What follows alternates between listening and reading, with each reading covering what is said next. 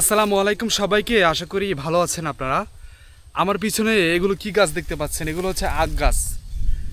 বাংলাদেশের মধুপুর উপজেলায় বা পাহাড়ি অঞ্চলে এই আখ গাছগুলো অনেক বেশি হয়ে থাকে এবং খেতে অনেক সুস্বাদু এবং মিষ্টি, মানে আর কি চাষ করা হয়।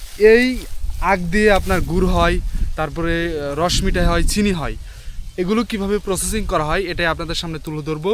চলেন শুরু করি আজকের ভিডিও। তো দেখতে পাচ্ছেন আমি এই এলাকাতে হাঁটছি মধুপুরে।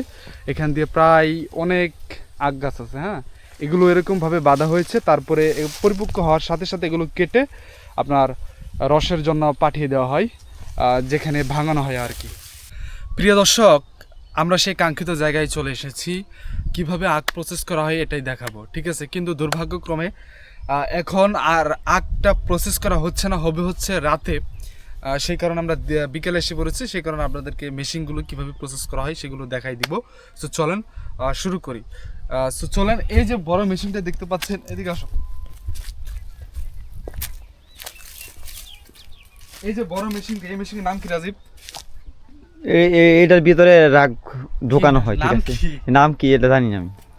ওই পাশ দিয়ে রাগ মানে আখ দেওয়া হয়, এগুলা একবার পিষা এই পাশ দিয়ে দেওয়া হয়, পিষা যে হয় এই পাশ থেকে দেওয়া হয় না?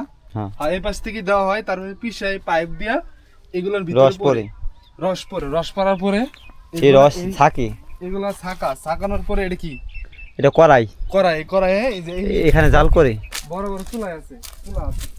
চুলাটা অন্যরকম রাজি, আগুন আছে, রাতে দিচ্ছে মানে সকালে। এই চুলাতে এটা বসানো, রস দেওয়া হয় কড়াই বসাই।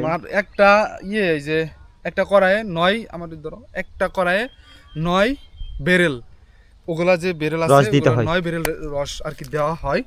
আরো বেশি দেওয়া যায়, কিন্তু 9 বেরেল দিলে পারফেক্ট হয়। এই চুলা দিয়ে আপনার যেগুলো আছে, যেগুলোর আখের মানে রস বের করার পর অবশিষ্ট থাকে, এগুলো না, এগুলো দিয়া আগুন ধরে ঠিক করা হয়। এবার দুইটা চুলি থাকে আর কি, যেখানে যান না কেন দুইটা চুলি থাকে। আমরা আশেপাশে ঘুরলাম তো, সবগুলো অফ, এই কারণে আর কি দেখাইতে পারলাম না। আর এখানে আসেন, এখানে তারা থাকে, আর এই জায়গায় তারা মানে থাকে আর কি রাত্রেবেলা থাকে। আর এখানে একটা মেশিন বসানো থাকে। হ্যাঁ, এখানে একটা মেশিন বসানো থাকে, এটার মাধ্যমে ওইটা ঘুরে, প্রচুর স্পিডে ঘুরে। এইভাবেই আসলে রাগটা প্রসেস করা হয়। একটা আখের রস দিয়ে কি কি বানানো যায় রাজীব? গুড়, চিনি, রস মিঠাই। এখানে কি কি বানানো হয়? এখানে তিনটাই বানানো হয়। পাট্টা বানানো হয়, গুড় বানানো হয়, এই যে আর রস মিঠাই। চিনি বানানো হয় না? চিনি করতে বানাবো, চিনিও বানায়, মানে রসই করে আর কি। আচ্ছা ভাই, তো আপনাদেরকে একটা জিনিস দেখাই।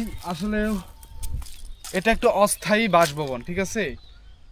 বছরের যে মানে সিজনের সময় হয় এই জায়গায়, যে আশেপাশে কুশাল ছিল এগুলো ভাঙানো শেষ। এখান থেকে মেশিনটা নিয়ে অন্যখানে যাবে, এরকম ভাবে প্রতিনিয়ত এটা ঘোরাঘুরি করে, ঠিক আছে?